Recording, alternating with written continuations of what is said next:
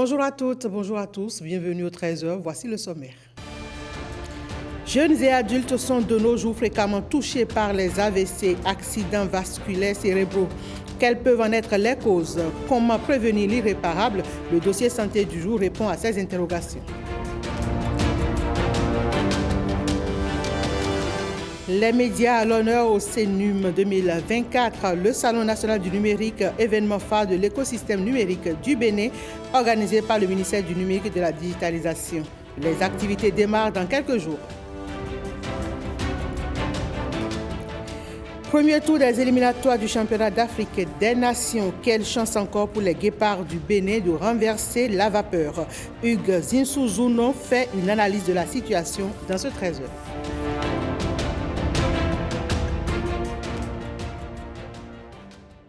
CNUM 2024, les médias à l'honneur. Début novembre 2024 démarre autour des médias la semaine du numérique, événement phare de l'écosystème numérique du Bénin, organisé par le ministère du numérique et de la digitalisation.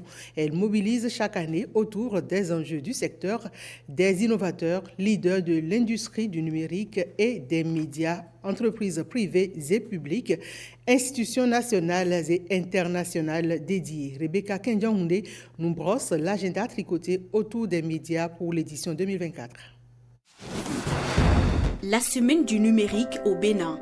Un événement d'opportunités et d'échanges entre start-up, entrepreneurs, fournisseurs d'accès Internet et les acteurs institutionnels. L'idée est de créer des services à valeur ajoutée et favoriser une gouvernance numérique inclusive. Depuis 2018, la CNUM fait parler d'elle à l'international grâce à ses panels variés et ses thématiques d'actualité. Du 4 au 8 novembre prochain, elle s'installe à nouveau au Palais des Congrès sous le thème « Numérique et médias, nouveaux canaux, nouveaux défis ».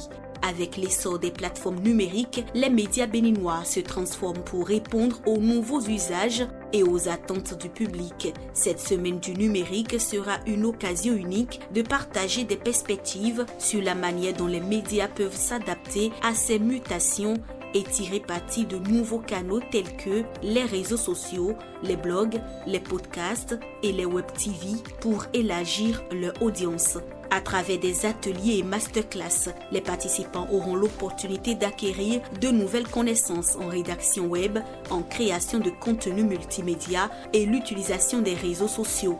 Panel d'experts, keynote et des discussions. La semaine du numérique 2024 s'ouvre à l'ensemble des acteurs et des citoyens afin de participer activement à la transition numérique du secteur médiatique.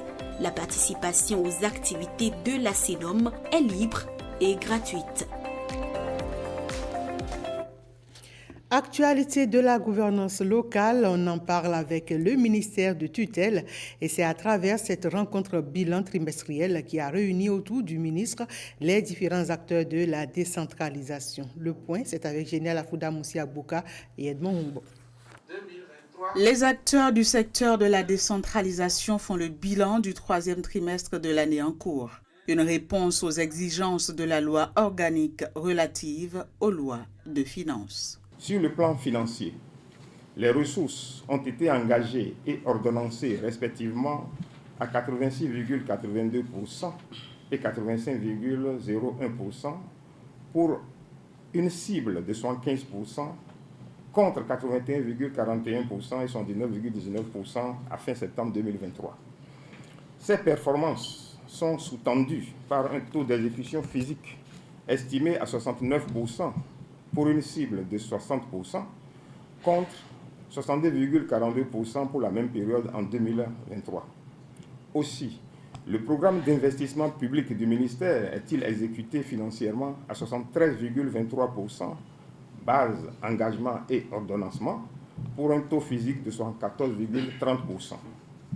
À ce jour, les FADEC, fonctionnement et investissement, pour ce qui est des ressources intérieures, sont engagés et ordonnancés à 100%. Les échanges de cette rencontre vont permettre aux différents acteurs concernés de faire une projection sur l'année à venir. D'une gouvernance à l'autre, voyons à présent les lignes qui bougent dans la gouvernance du sous-secteur de l'enseignement secondaire. Lors de son exercice de reddition de comptes télévisuels, le ministre Kwaro Yves Chabi a défendu certains progrès et résultats obtenus au bout des réformes impulsées. Voici la synthèse que nous propose Christelle Tongodo. Depuis 2016, le sous-secteur de l'enseignement secondaire a connu de nombreuses avancées d'après son responsable. Vous observez que depuis quelques années, le temps scolaire est vraiment respecté. Il n'y a plus de grève intempestive. C'était la principale cause. Les apprenants et surtout les enseignants se donnent au travail. Vous allez aussi constater qu'il y a un regain de confiance vis-à-vis de l'école publique. Par le passé, les parents d'élèves, y compris peut-être vous et moi, nous envoyions systématiquement nos enfants dans le privé parce qu'il se posait des problèmes de confiance. La confiance est revenue et aujourd'hui, les parents d'élèves inscrivent les enfants dans le public sans problème.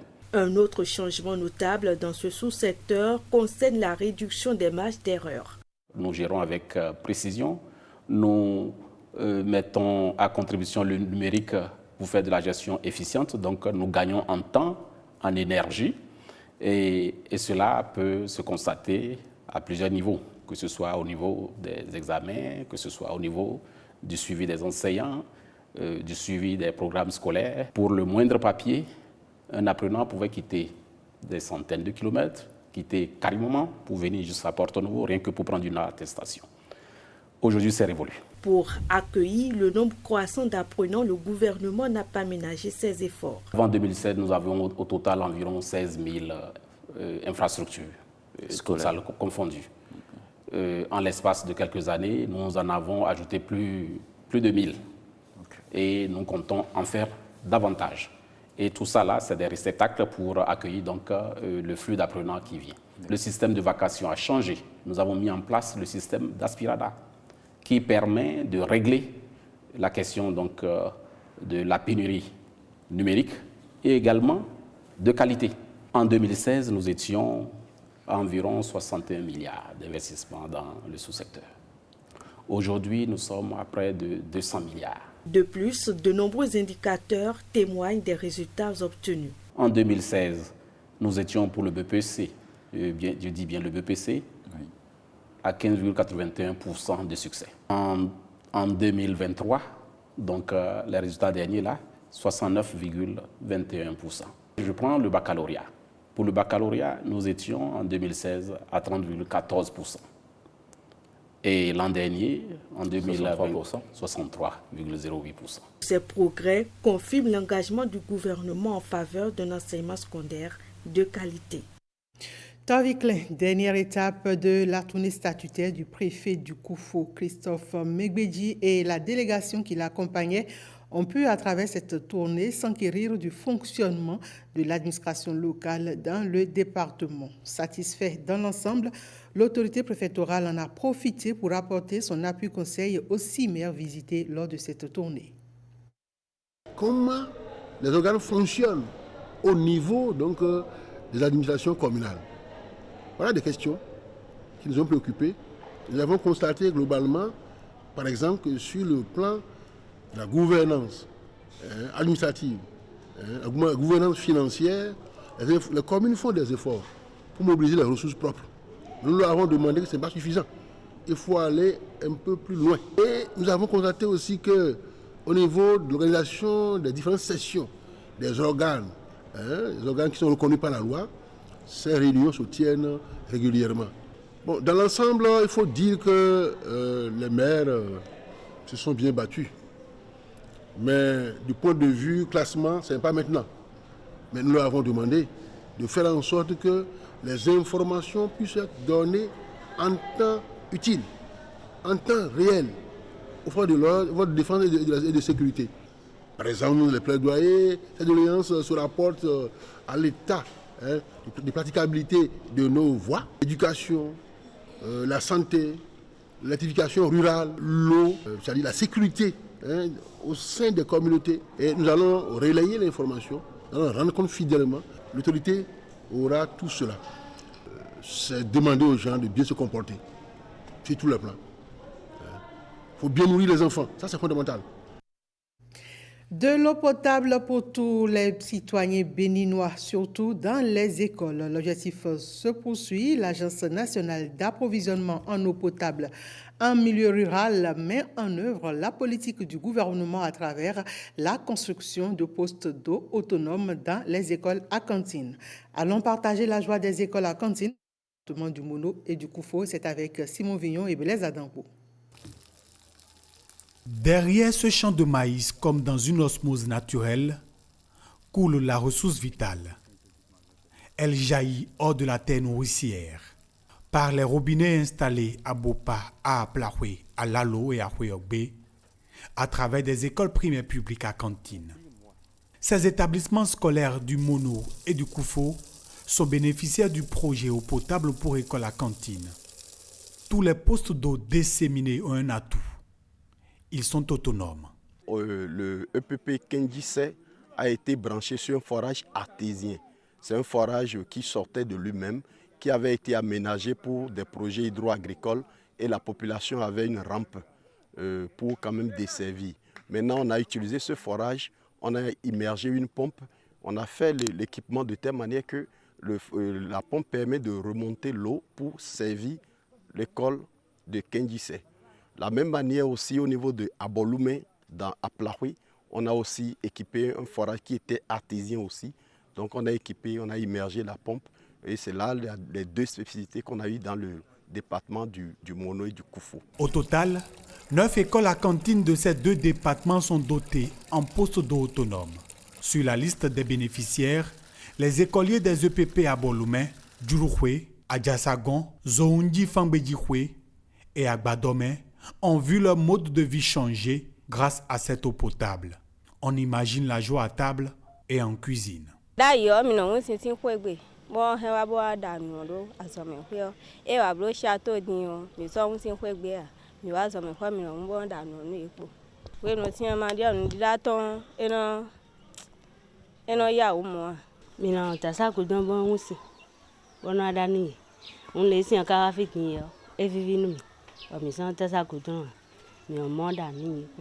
On faisait la navette entre Rassamé Centre, qui est à 2,5 km de nous ici.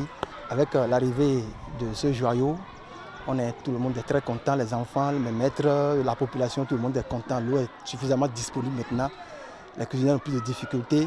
Ça nous a permis de lancer notre jardin. Ça fait 9 ans que je suis dans l'école. C'est maintenant que je suis un peu soulagé en ce qui concerne l'eau, l'approvisionnement de l'eau pour la cantine. L'ouvrage hydraulique constitué d'un château de 8 mètres cubes, d'un point d'eau et d'une bonne fontaine ouverte à la population sera géré par l'opérateur Milaye. C'est lui qui se chargera de produire la facture de consommation aux mairies de Bopa, d'Aplahoué, de Lalo et de Houéogbe.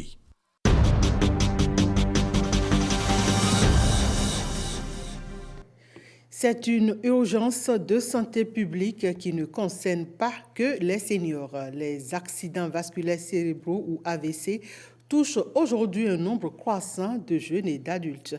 Une réalité souvent méconnue. Quelles sont les causes de ces AVC précoces ? Tabagisme, stress, mauvaise alimentation et sédentarité font partie des facteurs de risque modifiables qui pourraient changer la donne. Nous explorerons ensemble comment prévenir l'irréparable dans ce dossier santé qui nous est proposé par Christelle Tongoulou. Euphrem, la cinquantaine, a subi sa première crise d'AVC en 2012, suivie d'une récidive 6 ans plus tard. Aujourd'hui, il a rendez-vous avec son cardiologue pour faire un bilan complet de santé. 5-6 ans après, en 2018, ça je me rappelle très bien, il y a un médicament que j'ai négligé de prendre pendant 1 semaine.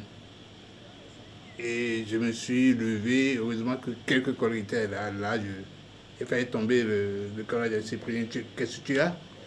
Et je me suis rassis, ils ont appelé le chef PAC du boulot, on m'a descendu de l'État. Il y avait un cabinet médical juste à côté du boulot pour les premiers soins. Il a dit, ah là, il faut que vous allez voir votre cardiologue. Ça m'a fait une dizaine de jours d'hospitalisation. J'ai dû passer 3 mois à la maison parce que je ne pouvais plus marcher. Euphrem est un miraculé. Alors qu'il parvient à s'en sortir à chaque fois presque sans séquelles, ce n'est pas le cas pour la majorité des personnes touchées par un AVC. Après les 3 mois passés à la maison, la rééducation avec kinésithérapeute, je n'ai plus gardé de séquelles. J'ai commencé par reprendre le boulot. Normalement, il n'y a plus rien. C'est évident que Euphrem est un miraculé. Il a fait 2 AVC. Ces dernières années, un nombre croissant de jeunes sont affectés par ce problème. Selon le cardiologue, il n'y a pas de doute, l'apparition d'un AVC n'est pas liée à l'âge, mais plutôt au facteur de risque. Il vient de voir 55 ans, il y a en 2012, enlevé ça. Il avait à peine 42 ans. C'est pour dire qu'il est jeune. Et c'est pour dire que, jeune, il est hypertendu. Il était obèse. Et dans la famille, il y a du diabète. Lui, sa glycémie est un tout petit peu élevée. Ce n'est pas une question de vieux. L'AVC n'est pas quelque chose qui vient comme ça. Il y a des facteurs de risque. L'accident vasculaire cérébral constitue une urgence médicale aux conséquences potentiellement catastrophiques. Il est crucial d'être conscient des facteurs de risque car nombreux sont ceux qui peuvent être modifiés. Par rapport à l'activité physique, par rapport à l'humeur, par rapport au sommeil, par rapport à la perte du poids, j'en passe, c'est très important de manger peu salé, peu sucré, peu gras, de faire une activité physique, 45 minutes de marche tous les jours, ça peut être difficile, mais c'est au-delà de tous les médicaments. Ça, c'est très important. Et alcool, abandon complètement. Tabac, c'est fini complètement. Et fruits et légumes, sans modération. Il ne faut pas banaliser les petits signes de l'œil, là, j'arrive plus à cligner ça, je n'arrive plus à bien sourire, la main, je n'arrive plus à bien prendre. Vous allez mourir, vous allez laisser vivants ceux qui vous ont énervé. En prenant des mesures préventives et en adoptant un mode de vie sain, chacun peut réduire son risque d'AVC et préserver sa santé. La sensibilisation et la prévention sont des alliés essentiels dans cette lutte, car chaque effort compte pour protéger l'avenir.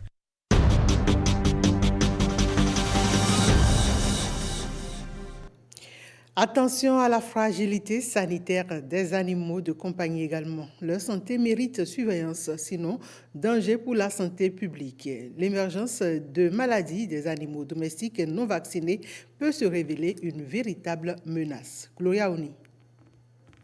Plus de 70 000 personnes succombent aux morsures d'animaux de compagnie chaque année en Afrique. Des chiffres qui signalent l'urgence de prêter attention aux signaux d'agression ou du stress de l'animal. Malheureusement, nous avons encore assez de décès aujourd'hui au Bénin liés aux morsures de chiens, surtout la rage canine, ce qui fait que le gouvernement, pour prévenir ces mortalités, a engagé depuis 2019 des campagnes de vaccination contre les animaux de compagnie, que ce soit les chiens, que ce soit les chats, mais également les singes.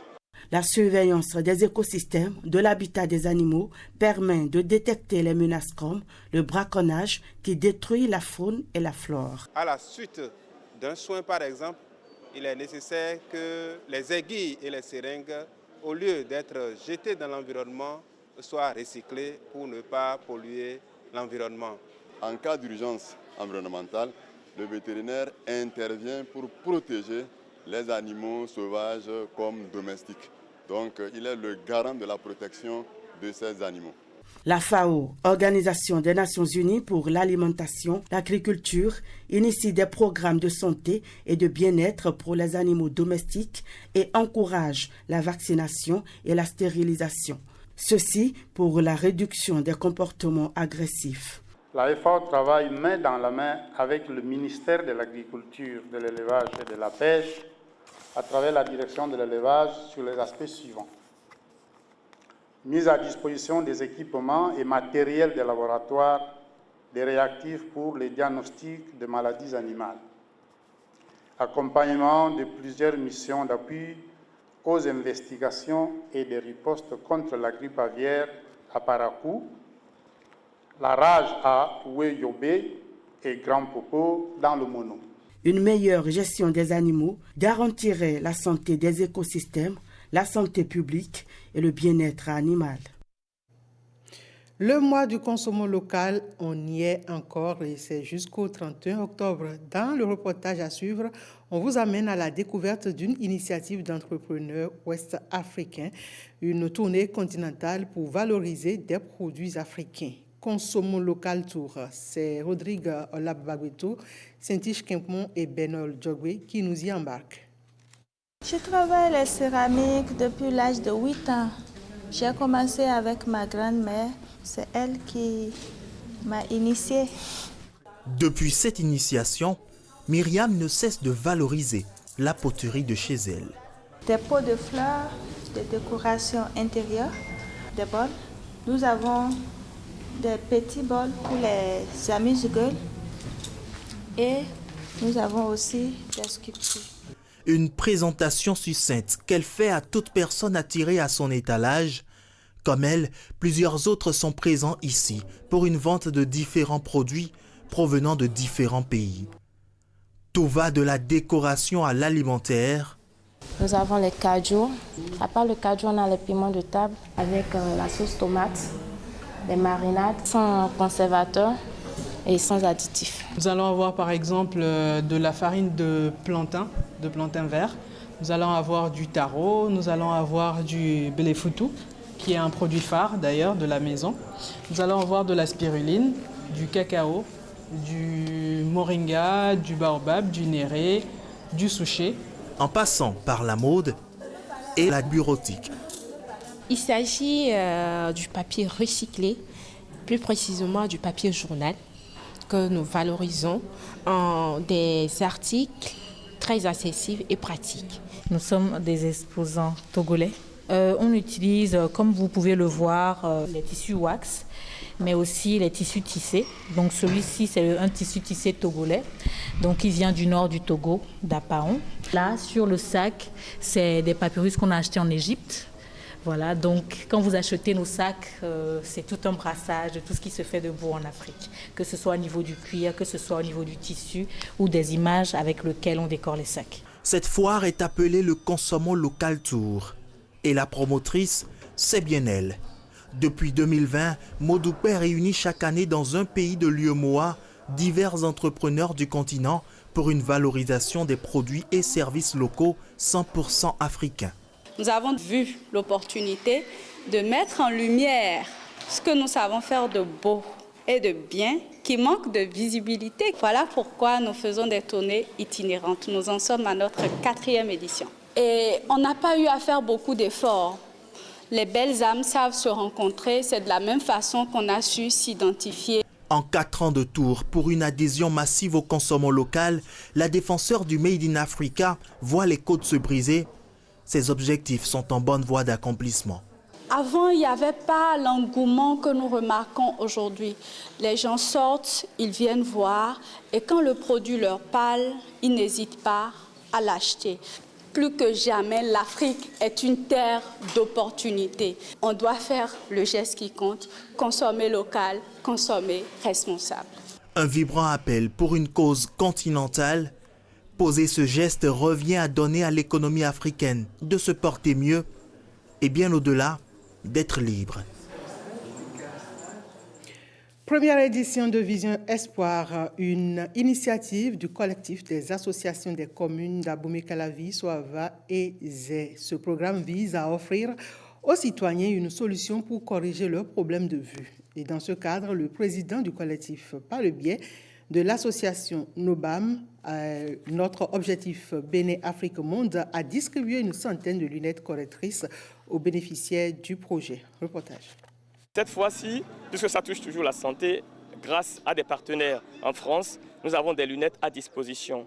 Et avec d'autres partenaires d'ONG ici locales, ils nous ont permis de faire un préalable qui est de récupérer, d'abord d'annoncer des informations par rapport à cette activité, de récupérer des données qui sont des ordonnances. Nous avons même travaillé avec des experts qui ont identifié certains bénéficiaires. Et c'est grâce à cela que nous sommes arrivés à cette étape-là, qui nous permet aujourd'hui de sélectionner déjà parmi au moins les 100 premiers bénéficiaires pour la première édition. Donc ici même, au siège de NOBAM, s'est déroulé en fait ces préalables-là. Donc il y a cette phase d'abord de publicité, la phase administrative et la phase du spécialiste médical et la phase maintenant de remise de lunettes. On privilégie, ce n'est pas en tant que tel un critère, mais on privilégie plus les enfants, puisqu'ils ont plus besoin pour leur apprentissage, pour l'éducation, l'école et autres, après les jeunes, les étudiants, puis après nos parents. Alors, les premiers qui nous ont mis à disposition leur ordonnance sont les premiers servis, on a une quantité bien suffisante, mais ce n'est toujours pas évident de faire la correspondance entre les dioptries et les verres disponibles. Donc, on ne se permet pas de faire des fausses promesses, entre guillemets. Donc, c'est pour ça que, pour cette fois-ci, on est arrêté à 200 avoir reçu les ordonnances. Et après sélection, on se trouve aujourd'hui à 100. Donc ça se passera toujours comme ça. Sachant que ceux qui nous ont déjà mis à disposition leur ordonnance restent toujours dans une liste d'attente et passeront pour la deuxième édition. Les protégés du sélectionneur béninois Moussa Latoundji ont perdu à Lomé sur le score de 2-0 le match aller du premier tour des éliminatoires du championnat d'Afrique des Nations. À quelques jours de leur manche retour à Abidjan, nous nous intéressons à la possibilité du Bénin de renverser la vapeur. Voici l'élément de réponse que nous propose Hugues Zinsouzoun. Depuis la création du championnat d'Afrique des Nations communément appelé CHAN en 2009, le Bénin ne s'est jamais qualifié pour cette compétition. Ces 6 dernières années, notre pays n'a enregistré aucune victoire dans les éliminatoires du CHAN. Cette année, le défi est non seulement une première victoire après quelques années de disette, mais surtout réaliser tout ce que les pays limitrophes ont déjà fait. À l'assaut des éperviers, au stade de Kégué ce 25 octobre, les Guépards à prime ont malheureusement mal géré leur entame de match avec une faiblesse défensive remarquable sur le côté gauche. Ils sont punis à la 11e minute et surtout à la 92e minute. 2-0, les poulains de Moussa Latoundji doivent relever la tête ce 2 novembre au stade Félix Houphouët-Boigny. En sont-ils capables? Ont-ils les moyens pour? Sur quels aspects doivent-ils travailler? Il est judicieux d'avoir une vraie solidité défensive, puis offensivement, ils doivent être cliniques. C'est bien possible car sur la deuxième mi-temps à Lomé, la maîtrise technique et collective était béninoise. Rendez-vous ce 2 novembre au stade Félix Houphouët-Boigny pour la remontée du score tant souhaité par des millions de Béninois.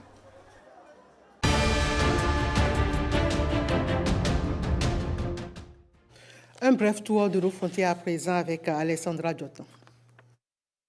Le gouvernement nigérien a noué un partenariat innovant avec une société américaine de drones pour améliorer l'accès aux soins de santé, notamment dans les communautés rurales mal desservies.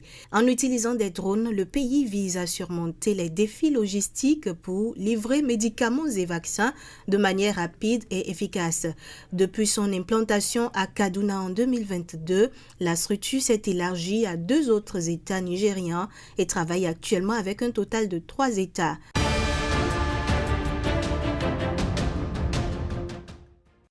Comme ailleurs en Afrique, au Nigeria, le changement climatique exacerbe les variations de la mousson. Les catastrophes naturelles se multiplient, menaçant la survie de millions d'habitants dont les maisons ont été endommagées ou détruites et dont les cultures agricoles ont été ravagées, mettant en péril la sécurité alimentaire régionale. Selon les habitants des quartiers touchés de Lokoja et de sa périphérie ainsi que les autorités, les premières inondations ont commencé à toucher l'état de Kogi en 2012 et se répètent d'année en année depuis lors.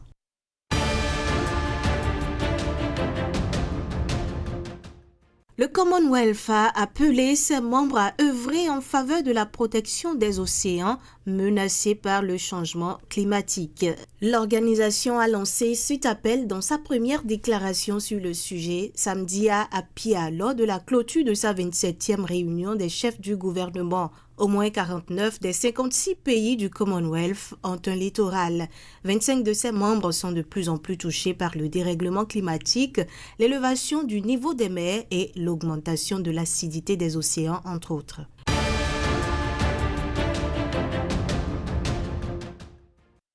Aux États-Unis, dans la dernière ligne droite d'une course à la Maison-Blanche qui s'annonce comme l'une des plus serrées de l'histoire du pays, des manifestants anti-Trump se rassemblent à New York, bastion démocrate où le candidat républicain et ancien président tient un meeting. Dimanche, Donald Trump a accusé son adversaire démocrate et vice-présidente Kamala Harris d'avoir détruit les États-Unis avec Joe Biden à la Maison-Blanche.